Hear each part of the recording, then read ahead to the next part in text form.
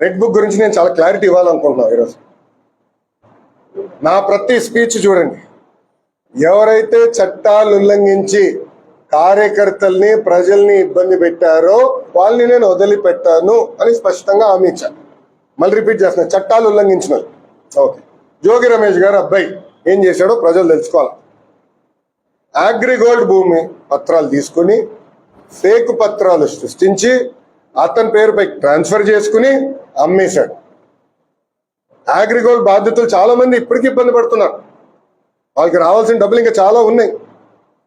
అగ్రిగోల్డ్ భూముల పైన ఫేక్ పత్రాలు సృష్టించి అమ్మేశాడు, డబ్బులు సంపాదించాడు. అంటే యాక్షన్ తీసుకోకూడదా? తెలుగుదేశం, జనసేన, భారతీయ జనతా పార్టీ ప్రభుత్వం రేపు లిక్కర్లో కూడా యాక్షన్ తీసుకుంటాం, ఇసుక దండాల్లో కూడా యాక్షన్ తీసుకుంటాం. అంటే అడ్డగోలుగా ప్రజల భూమి దోచేసినా మేమేం పట్టించుకోకూడదా?